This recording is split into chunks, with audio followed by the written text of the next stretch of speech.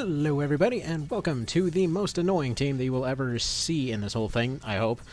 So this is Team MotorCobra. Basically, after watching some of the stuff that Jordan came up with for his team last time, I got an idea for what originally was kind of a troll idea that turned out to be unexpectedly effective. So anyway, we have the Enforcer build, we have the kind of tanky Exorcism guy, and then we have the rest with the exact same build, namely specializing in two things: status immunities and every defensive frickin' thing that they can potentially have on one of the more defensive classes, with a bunch of annoying stuff thrown on top.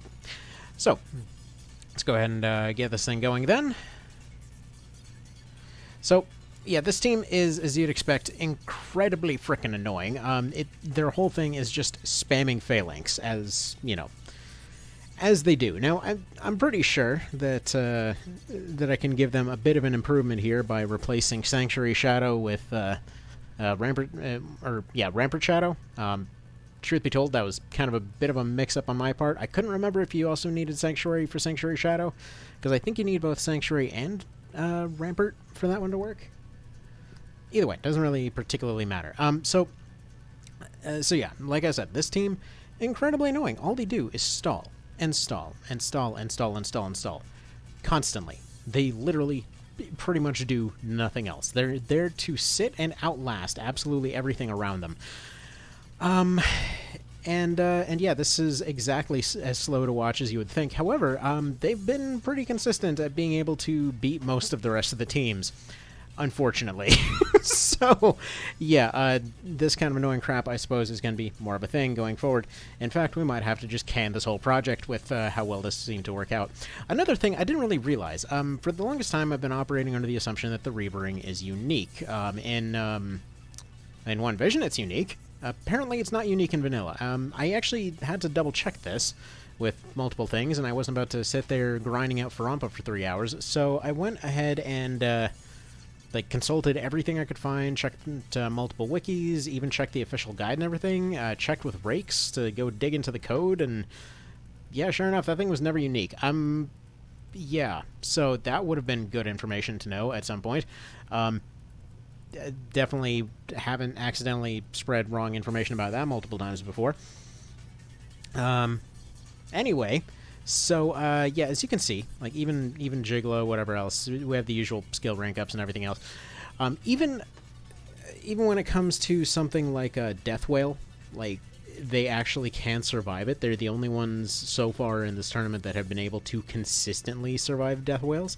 If they get frightened or something, sure, it's still a one-shot, but the whole idea is that they just sit and take damage and take damage and take damage and spam phalanx, and that's actually part of the reason behind their bizarre build and why they're all lady knights, because they're wearing a dress instead of armor, which gives them yet another status immunity, while all carrying basically max stack items as well as max defenses for pretty much everything.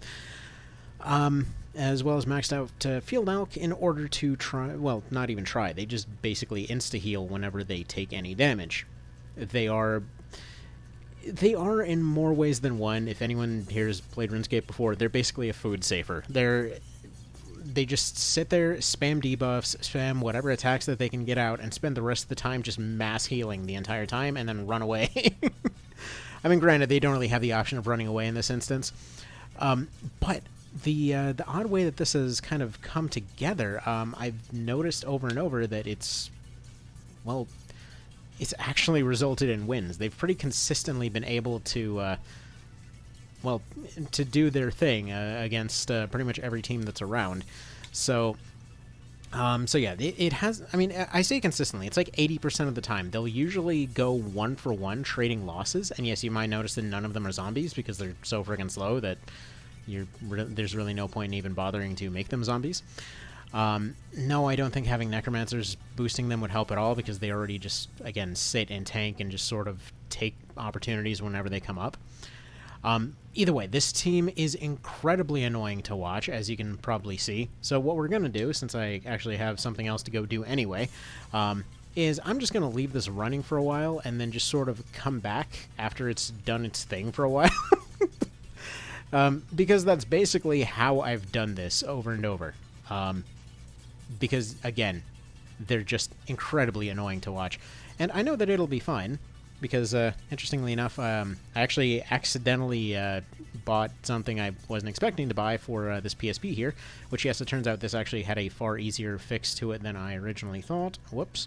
But yeah, basically what ended up happening was it turns out that iFixit actually makes like expanded batteries for regular PSPs, so now this thing gets like an 8-hour battery life. I was just trying to order a replacement back cover and couldn't find a decent one anywhere, and they're like, hey, we have a battery and a back cover for the same price as a normal battery. I'm like, okay, that seems pretty interesting, and it comes in and it's like the chunky 1000 model. I'm like, well, it's not really what I ordered, and then I look at the back of it thinking they made a mistake, and it's like, no, this has the attachments to fit into a 2 or 3000. This is neat, and yeah, I tried it and ran it through calibration and everything. It's like, yep, you've got an 8-hour battery life now. Enjoy that. So, you know, good discoveries. So in pretty much all ways that I care about, this little PSP is now a Vita. But actually another kind of weird thing, before I kind of let this run for a while, so I had no interest in finding a Go whatsoever, but I was looking for parts the other day and kind of happened to come across one for the usual price I'd end up just getting a PSP for, you know, for fixing up and kind of tinkering with and whatever.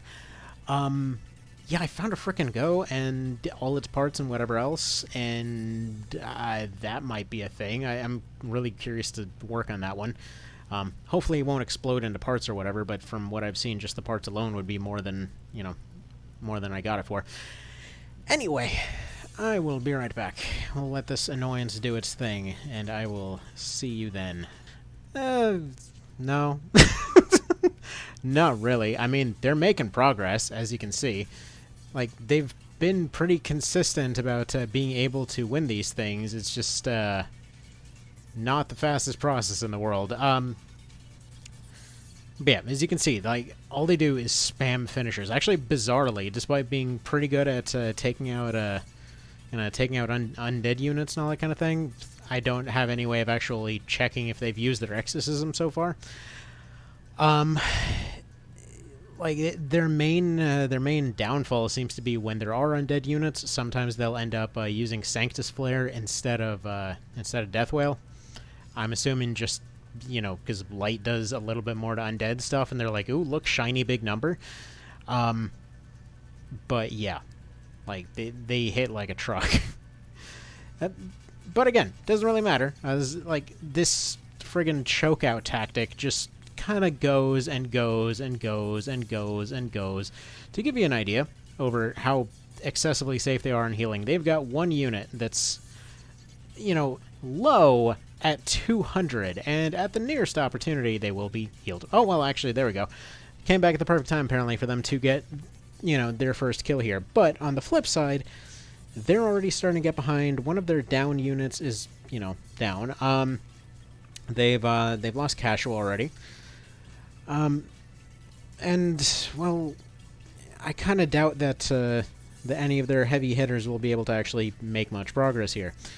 And once again, it doesn't really matter how slow they go, because they just keep restoring themselves. And I have seen fights go long enough to the point that they actually burned through their entire stock of 99 mending salves. And then just moved on to the mending, you know, the other version of the like, what is, like, friggin', it's not the Mend Leaf 3s. It's not the salve either. It's the thing that's not the salve. The friggin' balm looking stuff. I don't know, maybe it is a salve. It doesn't matter. It really doesn't matter. It's the next one down. They've effectively got hundreds of full heals at their disposal, is the thing. And the only reason that they only have one exorcist is, well, I mean, they usually will only need one exorcism or two, or however many they manage to get, because by the time that slow bastard gets his way up front, usually there might be a couple of undead units if it's an undead-focused team, or it won't really be a factor. Most of the time, though, you know, there will be some couple units clumped up, they'll use their exorcism too, and there we go. I have seen cases, I believe it was even against this one, where they only got one single exorcism off, and that was all it needed, because eventually they just wore the rest down. Because again, they're slow as hell, but every time they get phalanx up, they just keep getting pelted over and over and over. They just build up TP that entire time. Like, it's a very boring move, but it works. It effectively just scales down 90% of all incoming damage, regardless of what it is. Jigglybo does like 6 damage against these setups, and again, this isn't even fully optimized versus, versus like a Jigglybo or something like that. Part of the reason that they're all identical as they are is because it more or less allows for kind of a uniformity to the entire team. I know that seems like I just answered the question with the question. But the way it works is that their main weakness is being focused down. So the two big, the main hitter, the Enforcer clone over there, he's pretty darn bulky because of the Fire Crest, so he generally does not get aggroed very much. The other Knight guy tends to be very very resistant as well. His vitality is high enough that he usually doesn't get targeted, and all the Lady Knights have identical stuff, meaning that it's really just going to be Frighten that ends up causing them to get targeted individually, and usually more than one unit gets hit by Frighten at the same time. So if only one of them is hit by Frighten and then it's immediately followed up by a Death Whale, that'll do the job. But again, the AI doesn't exactly plan things; it just sort of does things. And you can see, we're half an hour in, they're still spamming Lightning Gauntlets. It's not fast. Anyway, so I guess I'm off to do more laundry or something. Alright. Anyway, see, some progress, apparently. Man.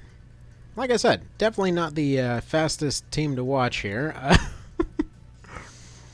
But yeah, such things go as they go. So I gotta say, by the way, I was talking earlier about about that battery, the Camera Encino battery. So those are those iFixit ones. I wasn't really sure what to expect out of that thing. Like I said when it first came in. But I gotta say, it's definitely telling that the thing went through the mail. And the instructions basically said to drain it down to 10%, and in doing so, I basically just, the thing arrived at noonish. I left it running a UMD over and over, for some reason, I don't really know why, but pulling out the UMD for the Japanese version of Tactics Ogre and just letting it run the intro over and over kept the screen on full brightness, with the internet on and everything else. And it just sat there all day. Literally, I was already going to bed when I came back to check on it, and it's still nope, I did got another 45 minutes on this battery. Just letting you know, I'm good. It's dude, just run out already. I need you to be blinking so that I can, get it to charge fully again. Which, yeah, I mean, so far now it's been left for quite a decently long time without showing a dent in the battery. So that's nice. Anywho, yeah, this Crimson Reach is not looking terribly impressive right now, though to be fair, he did target 2 units with Phalanx. I should point out, pretty much the main reason that this strategy works right now is because, if you didn't know, when the AI targets things, it doesn't understand how Phalanx works. So it's actually one of the things that made doing an AI run only of this very unusual.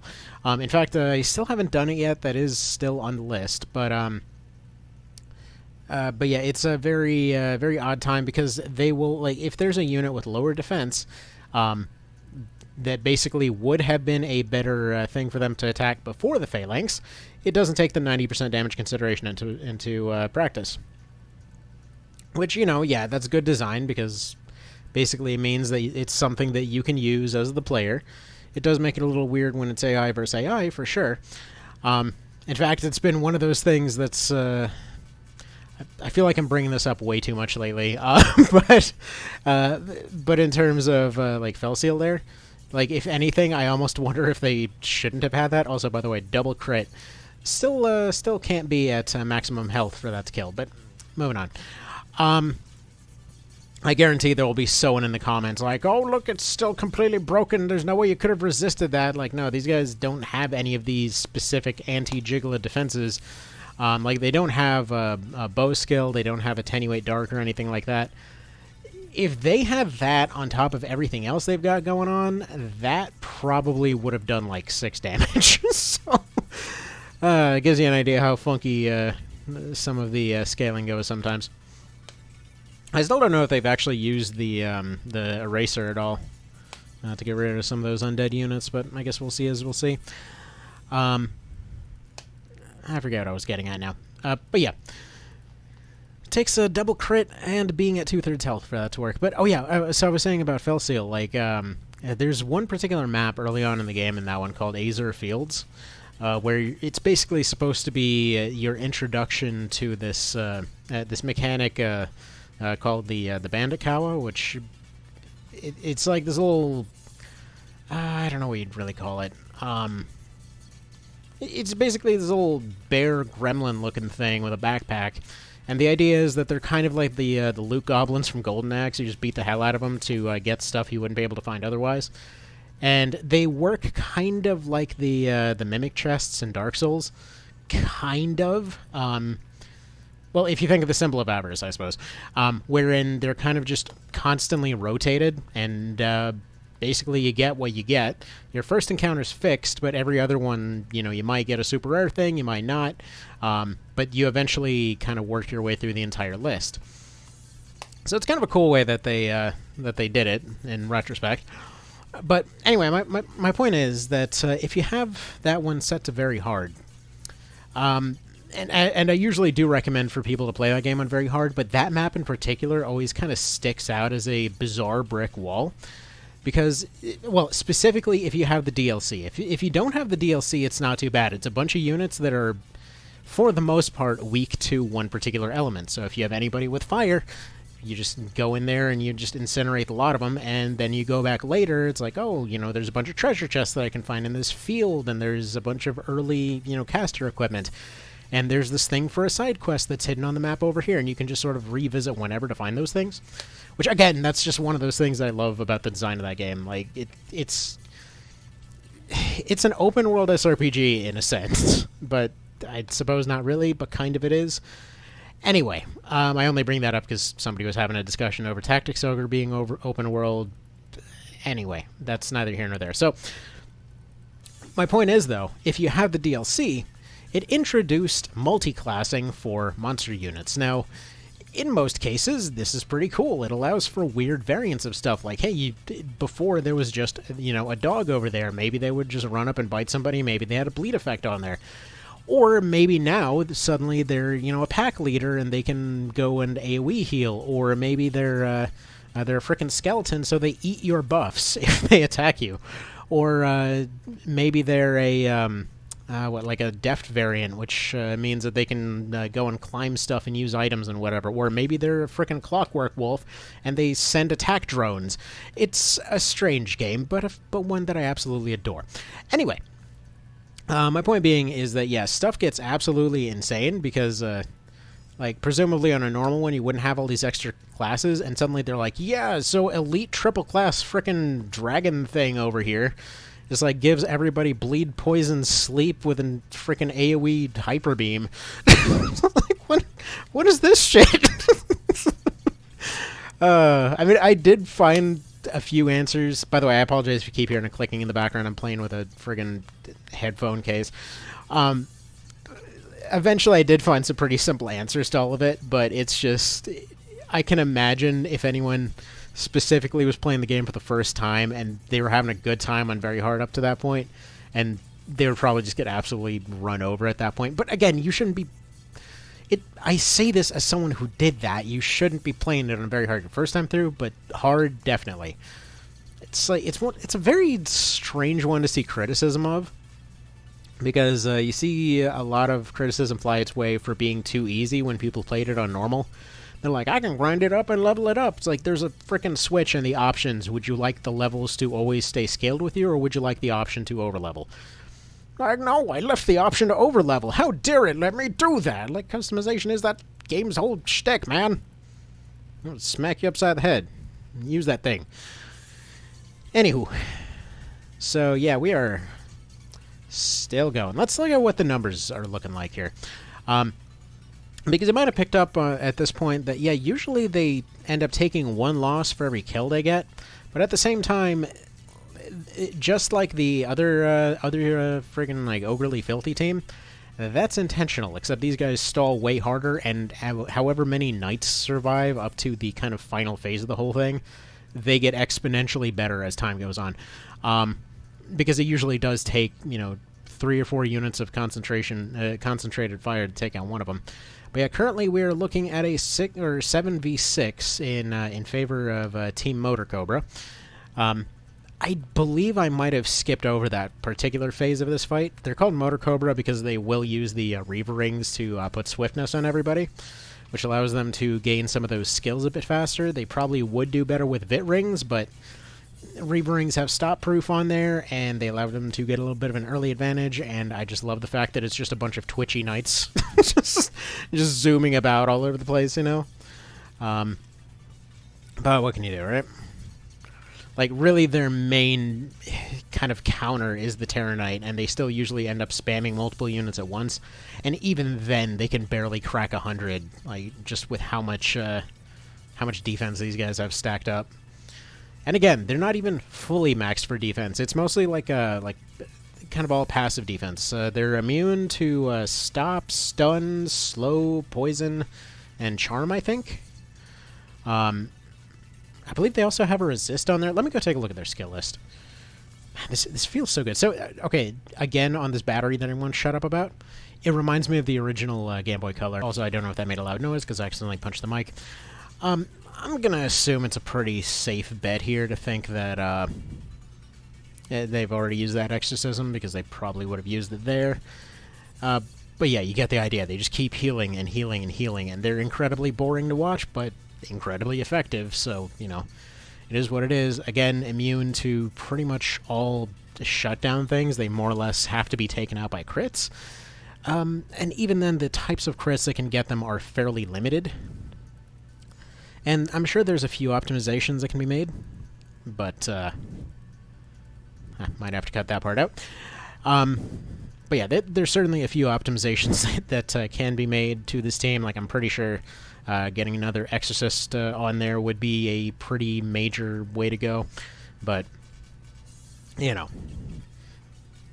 we'll deal with that as we deal with it.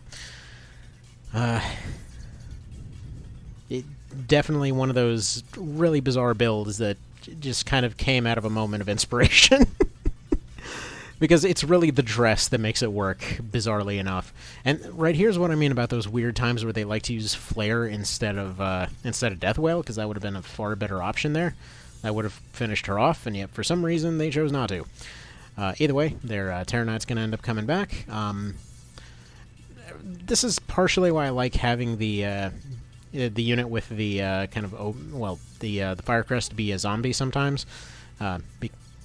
It's probably a good idea to have that as a backup if you're going for an offensive build. I don't think it really would have worked in this case. I mean, Ozma is a pretty strong user for it here. She's definitely one of the stronger units in this whole roster. But yeah, as it stands, even with the pretty solid offense this team has going for it, even they get choked out by the MotorCobra. For anyone curious who happens to not be an Armored Core fan, by the way, the whole deal with the name, so in every single AC game there's what I like to call the infinite ammo machine gun. It's usually like 1,000 rounds in a... So anyway, usually, yeah, it's like 1,000 rounds in a shot. Usually it's just called the MG-1000. It's gone by different names and different variations, but the whole idea is that it's just a plink weapon with far and away ludicrous amounts of ammo in it. And the coolest named one was from ACFA, as it's called, the 4-answer, in which it was just renamed the MotorCobra. And, God, that name is just so freaking cool. But I just figured, you know what? It's kind of a snake strategy here. They just stun stuff and choke it out repeatedly. And seemed appropriate enough, God, it's boring to watch, though. Like, this is mind-numbingly stupid to watch. As they waste a frickin' death whale on a guy that would have been taken out with a single shot anyway. Why? Ozma's right there. Just finish it already. This is why it takes them forever. Oh man, they are offensively gimped, but it doesn't even matter. They only need to get a death whale on something for it to absolutely destroy them. Oh, hey, look, they finally made some progress. There we go. It's not going to be enough. Like, I will say, I have seen this particular thing consistent enough that I don't see this actually working out in their favor. Yeah, there we go. There we go. There goes their jiggly user. It's going to take a while for them to come back because they just used their double shot, meaning their RT is completely maxed out. And then Ozma will eventually go down because they don't really have any healing at this point, aside from like basic casting heals, which is going to take ages to get them back up to scratch with. My goodness, stop shooting ones. I mean, if they're... Honestly, if I could make a team that did only 1 damage at a time, you know I would. This one's not quite there yet. Eventually, you know. And there we go. Now she's poisoned. So that'll be her pretty much dealt with. All they gotta focus on now is the Dark Deeds guy. If they would just attempt to do damage, that'd be fantastic. Apparently that guy's been so dang slow this entire time, he hasn't even gotten his skills up yet. Oh my goodness, just end it. It should not take 2 hours to finish a multiplayer match. But so it goes, so it goes. Like, honestly, if you need a reason why this didn't really take off as something that a lot of people did, this is probably why. Because, yeah, there's a definite, absolute tendency towards a sort of stall meta here, for sure. And that would be the absolute worst. Like, it kind of depends on what game you're going for. Like, friggin' AoE 2 has that too, but it's usually interesting to watch. I mean, I've legitimately watched, I think it was like an 8-hour friggin' straight long AoE 2 game before. There was just a bunch of people going back and forth with frickin' halberds, and it was still fun to watch just because of those like little discovery moments. But, you know, this is just robots continuously circling around until they finally understand how damage work. Man, this is, by the way, if this comes out all choppy in the end here, it's because the kiddos' playroom is right nearby here, and basically every now and then my son finds it hilarious to scream through the door. It's gone on that long. I think should I just cut it here? I feel like I should probably just cut it here. You get the idea. It's like this over and over until they eventually win. Either through poison or death whales, they eventually get it. The only times that I've seen this team going down are those cases where they end up either missing, which happened once. I think somebody had Spell Ward and it put Exorcism at like 98%, and they somehow rolled that. And then another time they just ended up losing multiple units immediately to crits off of walls. So that's potentially a thing that could happen. But yeah, overall, it's just not likely for, like, at this stage. As soon as they get a numerical advantage, this team just, it's over. It's completely over at that point. The one exception actually was versus Ogrely Filthy, in which case the Enforcer build and the 2 undead units, like you see right here, were definitely their bane there. In that case, though, I don't really know what happened to their exorcism. It's almost like they didn't want to use the Eracian at all. Interesting little observation here. I can't help but notice that as soon as they did get a numerical advantage, they have not been using phalanx as often. So I think the AI does actually have some sort of thing in there, basically telling them to take the advantage in certain circumstances. Like, I definitely feel like the AI is smarter than it acts most of the time. It definitely seems to have stuff in there for specific situations like this. Like, it's gone rounds and rounds and rounds here where they have chosen to use finishers instead of switching to phalanx. But early on, they were spamming that constantly. Yeah, let's go ahead and take a moment to deal 1,800 damage to their frickin' Necromancer. Alright.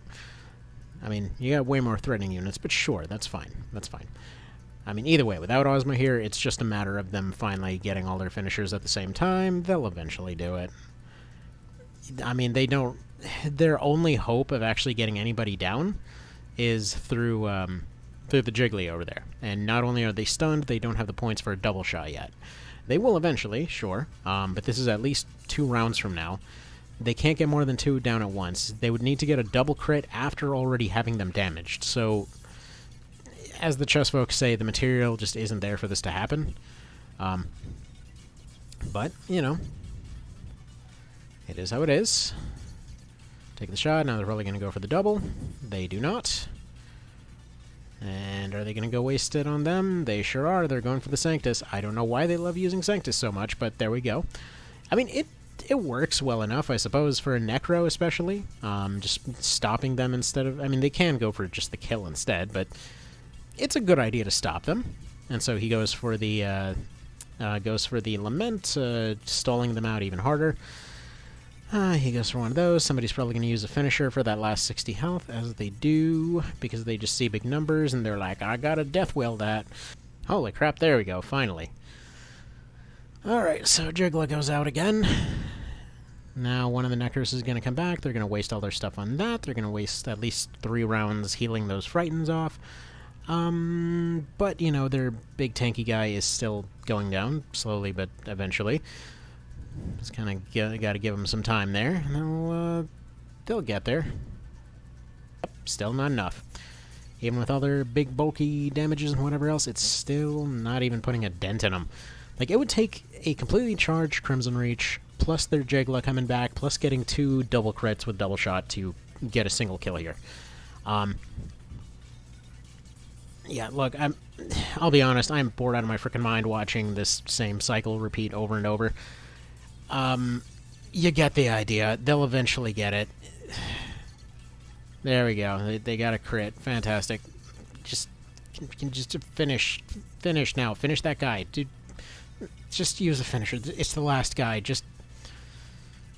Dang it. Now I'm reinvested in this. Just kill it already. What gives, man? What gives? Why does it take so long? I think we're going to have to abandon this multiplayer project. This cannot be the meta. Oh well, I mean, somebody finally used Phalanx for the first time in ages, though I guess they probably felt threatened because they had Frighten on. Fair enough. Although they heal... hang on, who are they healing? Did they... Okay, they did heal everybody, pretty much. Alright, and they're going to do that one. That's fine, whatever. Now, if somebody could just go deal with the Terror Knight finally, who will take forever to get back up, and hopefully they can deal with the Jiggler before then. We'll see if they bother. This is like spinning the wheels in the absolute extreme over here. Yeah, I'm just gonna call it in a sec here. Just seeing all of these 100+ TP bars and absolutely no actions getting taken is giving me a frickin' aneurysm right now.